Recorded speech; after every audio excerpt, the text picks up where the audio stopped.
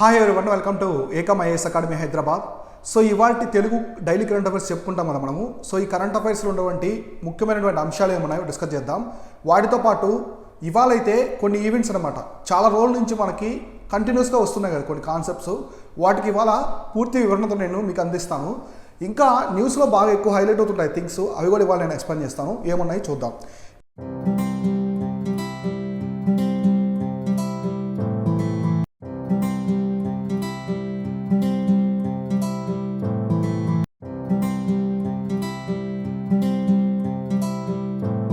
ఇవాళ అయితే ఫస్ట్ మనకి 22 అక్టోబర్ 22కి ఏమన్నాయి డైలీ కరెంట్ అఫైర్స్ చూద్దాm. First LV-M3 launch to mark ISRO's entry into global commercial launch service market. So రీసెంట్గా LV-M3 లాంచ్ అనేది జరిగిందనమాట. ఈ లాంచ్ అనేది ఏం చేసిందంటే ఇస్రోకి ఒక పెద్ద గుర్తింపు అయితే తీసుకొచ్చింది. అదేంటంటే గ్లోబల్ కమర్షియల్ లాంచ్ సర్వీస్ మార్కెట్లో ఇస్రోకి కూడా ఒక స్థానం ఉందని చెప్పేసి ఇదైతే ఐడెంటిఫై చేసింది. అదేంటే ఇవాళ మనం చూద్దాం. The heaviest rocket LV-M3 of the Indian Space Research Organization will launch 36 satellites of the British startup OneWeb broadband communication satellites. So మనకి OneWeb బ్రాడ్బ్యాండ్ తెలుసు కదా, ఎక్కువ వింటూ ఉంటాం మనం న్యూస్లో. OneWeb బ్రాడ్బ్యాండ్ కమ్యూనికేషన్ శాటిలైట్స్ అని ఉంటాయన్నమాట. ఈ OneWeb బ్రాడ్బ్యాండ్ కమ్యూనికేషన్కి సంబంధించిన 36 శాటిలైట్స్ని అయితే ఇది తీసుకెళ్ళింది.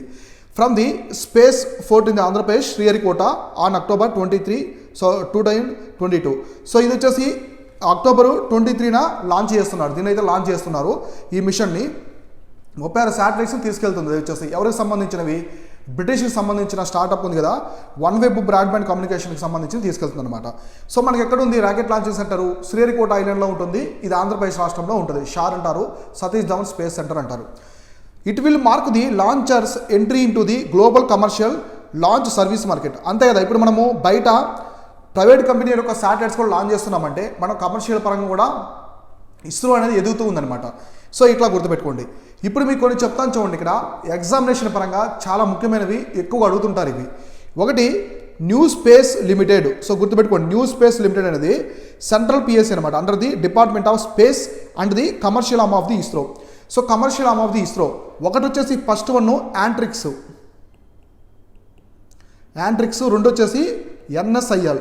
ఈ రెండు ఏంటంటే ఇస్రో యొక్క commercial arm of the ISRO అనమాట. అంటే ఇప్పుడు ఇది కమర్షియల్ ఆర్మ్ అంటే మన దేశానికి గవర్నమెంట్కి సంబంధించి కాకుండా బయట ప్రైవేట్ కంపెనీస్ ఉంటాయి కదా, ప్రైవేట్ కావచ్చు, స్టార్టప్స్, వాటికి సంబంధించిన శాటిలైట్స్ పంపిస్తూ ఉంటారు. వాళ్ళ దగ్గర మనీ వాళ్ళకి ఛార్జ్ చేసి వాళ్ళ శాటిలైట్స్ అయితే పంపిస్తూ ఉంటారు. ఇట్లా ఇస్రోకి 2 కమర్షియల్ ఆర్మ్స్ ఉన్నాయి, గుర్తుపెట్టుకోండి, వెరీ వెరీ ఇంపార్టెంట్. ఒకటి యాంట్రిక్స్, ఇంకోటి వచ్చేసి NSIL అంటే new space India limited. Has signed to launch services contract with the misters network associated limited OneWeb. So United Kingdom దీనికి సంబంధించింది ఒకటి launching the OneWeb LEO broadband communication satellites on the board ISRO's heaviest launcher LV-M3. So ఇస్రోకి సంబంధించిన heaviest launcher అనమాట. ఇప్పటివరకు heaviest launcher వచ్చేసి LV-M3. దీంట్లో ఈ 36 శాటిలైట్స్ దేనికి సంబంధించినవి? బ్రిటిష్ స్టార్టప్ సంబంధించిన OneWeb బ్రాడ్బ్యాండ్ కమ్యూనికేషన్ సంబంధించినవి పంపిస్తున్నారు. మొత్తం 36 శాటిలైట్స్, 36 ఉపగ్రహాలు అనేది నింగిలోకి పంపుతున్నారు. ఇక్కడ ఈ యాంట్రిక్స్, NSIL అనేది బాగా గుర్తుపెట్టుకోండి, ఎక్కువగా మీరు గుర్తుపెట్టుకోవాలి. సో తర్వాత కరెంట్ ఈవెంట్ చూడండి. సో ఇది పాకిస్తాన్కి ఒక గుడ్ న్యూస్లో చెప్పుకోవచ్చు. చాలా ఏళ్ళ నుంచి, చాలా సంవత్సరాల నుంచి FATF financial action task force అనేది పాకిస్తాన్ని గ్రే లిస్ట్లో పెట్టింది కదా. ఇప్పుడు రీసెంట్గా గ్రే లిస్ట్ నుంచి పాకిస్తాన్ అయితే రిమూవ్ చేసిందనమాట. So Pakistan has been removed from grey list. So Pakistan has been removed from the grey list of FATF financial action task force Paris based watch dog and money laundering and terror financing. So already మనం రోజు discuss చేసుకుంటూ ఉంటాం. ఇందులో main provision వచ్చేసి terror financing అంటే టెర్రరిజానికి funding చేయడం ఒకటి, ఇంకోటి మనీ లాండరింగ్. ఈ 2 విషయాల్లో ఏదైనా కంట్రీ చేస్తే ఇది ఊరుకోదనమాట. ఖచ్చితంగా కంట్రీని ఒక లిస్ట్లో పెట్టేస్తుంది. బ్లాక్ లిస్టా, గ్రే లిస్టా ఇలా ఉంటాయి కదా, గ్రే లిస్ట్ అయితే పెట్టేసింది అనమాట. సో ఇంకా Pakistan was place in the grey list in 2018 for failing to keep on money laundering and terror financing. So ఈ రెండు విషయాల ఆధారంగా పాకిస్తాన్ని 2018లో అయితే FATF గ్రే లిస్ట్లో పెట్టిందనమాట. సో తర్వాత ఆఫ్టర్ 4 years, 4 సంవత్సరాల తర్వాత ఇప్పుడు గ్రే లిస్ట్ నుంచే తీస్తుంది. ఎందుకంటే పాకిస్తాన్ టెర్రర్ ఫైనాన్సింగ్కి, మనీ లాండరింగ్కి దాని మీద దృష్టి పెట్టడం ఆపేసి కంప్లీట్గా స్టాప్ చేసిందనమాట. అందువల్ల ఇప్పుడు సో చూడండి ఇంకా ఏమి ఇచ్చారో. Besides Pakistan, Nicaragua Pakistan removed from the FATF grey list, while democratic republic Congo democratic republic of Congo, Tanzania, Mozambique were added to the list. So Myanmar వారు added to the FATF black list. So this is the very important point here. So చూడండి, ఇప్పుడు పాకిస్తాన్ని, నికార్గునా ఈ రెండు కంట్రీస్ని అయితే remove చేసేశారు, grey list నుంచి remove చేశారు. కొత్తగా డెమోక్రాటిక్ రిపబ్లిక్ కాంగో ఒకటి, టాంజానియా, మొజాంబిక్ ఈ మూటిని గ్రే లిస్ట్కి అయితే యాడ్ చేశారు, కొత్తగా యాడ్ చేశారు. ఇక చూడండి మయన్మారు. సో మయన్మార్ని వచ్చేసి బ్లాక్ లిస్ట్ అయితే వేశారనమాట. ఇప్పుడు చూడండి మీకు నీట్గా చెప్తాను. So first grey list. So grey list అంటే పాకిస్తాన్, నికార్గునా తీసేశారు. సో కాంగో ఒకటి, డెమోక్రాటిక్ రిపబ్లిక్ కాంగో ఒకటి, టాంజానియా, సో టాంజానియా, మొజాంబిక్ ఈ మూటిని గ్రే లిస్ట్లో అయితే యాడ్ చేశారు. బ్లాక్ లిస్ట్లో ఇంకో దాన్ని యాడ్ చేశారు. సో బ్లాక్ లిస్ట్లో వచ్చేసి దేనంటే మయన్మార్. సో మయన్మార్లో మిలిటరీ రూల్ ఉంది కాబట్టి సో మయన్మార్ని యాడ్ చేశారు. ఆల్రెడీ బ్లాక్ లిస్ట్ ఏ ఉన్నాయి, ఇరాను అండ్ నార్త్ కొరియా కూడా బ్లాక్ లిస్ట్లో ఉంది ఆల్రెడీ. సో బ్లాక్ లిస్ట్లో ఉందన్నమాట. ఇరాన్, నార్త్ కొరియా కూడా బ్లాక్ లిస్ట్లో ఉంది. రీసెంట్గా మయన్మార్ని కూడా బ్లాక్ లిస్ట్ అయితే యాడ్ చేశారు. సో ఇది ఎక్కడ ఉంటుందంటే FATF హెడ్ క్వార్టర్స్ వచ్చేసి ప్యారిస్లో ఉంటుంది. తర్వాత in a statement the FATF said Pakistan made significant progress in the checking money laundering and combating financing terrorism. They have Pakistan be removed from the grey list. However there is still work done on the part, FATF president T Rajkumar said. So రీసెంట్గా సింగపూర్కి సంబంధించిన రాజకుమార్ గారు, so tea Rajkumar గారు ఎంపికయ్యారనమాట, ప్రెసిడెన్సీగా ఎంపికయ్యారు. దానికి FATFకి ఈయన వచ్చిన తర్వాత పాకిస్తాను టెర్రర్ ఫైనాన్సింగ్, టెర్రర్కి ఎగనెస్ట్గా పోరాటం కానీ, మనీ లాండరింగ్ ఈ విషయాలన్నీ దృష్టి సారించి ప్రోగ్రెస్ అనేది వచ్చింది. అందువల్ల పాకిస్తాన్ని గ్రే లిస్ట్ నుంచి తీసేస్తున్నామని చెప్పి చెప్పారనమాట. సో నికార్గునా, పాకిస్తాన్ అయితే తీసేశారు. ఈ మూడు కంట్రీస్ని గ్రే లిస్ట్ యాడ్ చేశారు. మయన్మార్ అయితే కొత్తగా బ్లాక్ లిస్ట్ అయితే యాడ్ చేశారు. ఇవి గుర్తుపెట్టుకోండి. సో నెక్స్ట్ కరెంట్ ఈవెంట్ ఏముందో చూద్దాం. సో ఇప్పుడు Uttar Pradesh bags top honours at the PMAYU awards. So PMAY అంటే ప్రధానమంత్రి ఆవాస్ యోజన, అంటే హౌసింగ్ ఉంది కదా, హౌసింగ్ ఫర్ పూర్ ఉంది కదా, అదనమాట. So under the BJP led central flagship Pradhan Mantri Awas Yojana urban, U అంటే అర్బన్ అనమాట, పట్టణీకరణ, పట్టణ ప్రాంతాల్లో housing scheme has been delivered and the rest under the various stages of completion. The union minister of housing and urban affairs Hardeep Singh Puri. So PMAYU Awards 2021 is scheduled to annually to recognize the contribution of the states, union territories, urban local bodies with regard to implementation of the scheme in the Rajkot. So మామూలుగా ఈ ప్రధానమంత్రి ఆవాస్ యోజన అంటే poor పీపుల్కి, పేదలకి ఇల్లు కట్టిస్తూ ఉంటారు కదా. So తెలంగాణలో మీకు తెలుసు కదా, డబుల్ బెడ్రూమ్స్ ఉన్నాయి, అట్లా ఆంధ్రప్రదేశ్లో కావచ్చు, ఇట్లా అన్ని స్టేట్లో మనకు జరుగుతూ ఉన్నాయి. ఇవి పేదలకి ఇల్లు అని చెప్పి జరుగుతూ ఉన్నాయి అనమాట.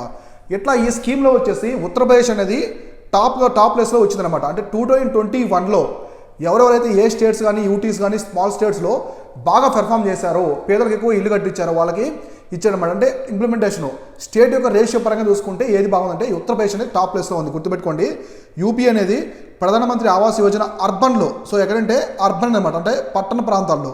సో అర్బన్లో ఫస్ట్ ప్లేస్ టాప్లో అయితే వచ్చిందనమాట. ఇది ఒకటి గుర్తుపెట్టుకోండి. సో ఇట్లాంటివి చూస్తూ ఉండాలి, ఇంపార్టెంట్. సో నెక్స్ట్ చూడండి. సో నెక్స్ట్ కరెంట్ ఈవెంట్ ఏంటంటే wild life board approves Durgavati tiger reserve as the new tiger reserve. So రీసెంట్గా మనకి వైల్డ్ బోర్డ్ ఆఫ్ ఇండియా ఉంది. ఎక్కడ ఉంటుందండి? ఇది డెహ్రాడూన్లో ఉంటుంది అనమాట. వైల్డ్ బోర్డ్ ఆఫ్ ఇండియా అనేది డెహ్రాడూన్లో ఉంటుంది.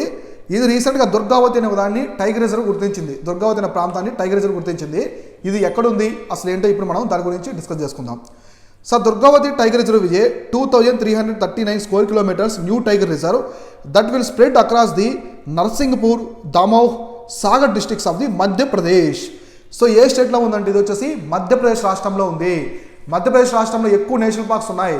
అండమాన్లో ఎక్కువ ఉన్నాయి నేషనల్ పార్క్స్, అండమాన్లో హైస్ట్ ఉంటాయి. సో తర్వాత మధ్యప్రదేశ్ టైగర్ రిజర్వ్స్ కూడా మనకి మధ్యప్రదేశ్లో కూడా చాలా ఎక్కువ ఉన్నాయి. సో మాధవరావు నేషనల్ పార్క్స్, పన్నా బయోస్ఫియర్ రిజర్వ్, పన్నా టైగర్ రిజర్వ్ కావచ్చు, తర్వాత మనకి బాంధవ్గఢ్, ఇట్లా చాలా ఉన్నాయన్నమాట. Kanha tiger reserve, Kanha national park కూడా ఉంది కదా. సో అట్లా సో ఈ విధంగా చూస్తే wild life board of India, so wild life board of India approved the making of new tiger reserve of the Panna reserve of the Panna tiger reserve. 1/4 of the will get submerged in to the linking of the Ken Betwa rivers. So ఇది ఎక్కడ ఉంటుందంటే మనకి పన్నా tiger రిజర్వ్కి దగ్గరగా ఉంటుంది అనమాట. So పన్నా tiger reserve దగ్గరగా ఉంటుంది. ఇక్కడ కేన్ బేత్వా లింక్స్ అని ఎవరు లింక్ చేస్తున్నారు, మనకి యూనియన్ బడ్జెట్ ఉంది కదా. సో యూనియన్ బడ్జెట్ 2022 to 23 మధ్యలో కూడా వీళ్ళు అనౌన్స్ చేస్తారనమాట. యూనియన్ బడ్జెట్లో కేను బేత్వా రివర్స్ అనేది లింక్ చేస్తున్నామని చెప్పేసి చెప్పారనమాట. కాబట్టి ఈ పన్నా బయోస్ఫియర్ రిజర్వ్ అంటే పన్నా టైగర్ రిజర్వ్ కూడా ఎగ్జాక్ట్గా ఈ రివర్ ఇంప్లిమెంటేషన్ ఉంది కదా, అంటే అనుసంధానం చేస్తున్నారు కదా కేన్ బేత్వా రివర్స్ని, ఈ నదుల అనుసంధానం అనేది టైగర్ రిజర్వ్ మీద కూడా ఇంపాక్ట్ పడుతుంది మీరు ఇక్కడ ప్రాజెక్టులు కట్టడం వల్ల అని చెప్పేసి కూడా చెప్తున్నారు అనమాట. సో మీరు గుర్తుపెట్టుకోవాల్సి ఉంది, ఈ దుర్గావతి టైగర్ రిజర్వ్ ఎక్కడ గుర్తించారంటే మధ్యప్రదేశ్లో అయితే గుర్తించారన్నమాట. సో దీంతో పాటు ఇంపార్టెంట్ టైగర్ రిజర్వ్స్ ఏమన్నాయి అవన్నీ కూడా క్లియర్గా మీరు చూసుకోండి. సో తర్వాత కరెంట్ ఈవెంట్ ఏంటంటే global youth climate summit begins in Bangladesh. So చూడండి, global youth leadership centre it is an international non profit organisation. So ఇది వచ్చేసి international non profit organisation is all about settle journey from the Bangladesh October 20 with the inauguration of first programme. So global youth climate summit. So ఇది మొట్టమొదటి summit జరిగింది ఎక్కడ జరిగిందంటే బంగ్లాదేశ్ దేశంలో జరిగింది, బంగ్లాదేశ్లో అయితే జరిగింది. సో అదేంటంటే గ్లోబల్ యూత్ క్లైమేట్ సమ్మిట్ అనమాట. ఇది international non profit organisation. So the 3 days summit will be held at the Ava Center in Khulna, one of the Bangladesh most climate vulnerable regions. So మామూలుగా ఇక్కడ బంగ్లాదేశ్లో ప్రపంచంలోనే highest noise city అనమాట. So top noise city వచ్చేసి ఏంటంటే ఢాకా.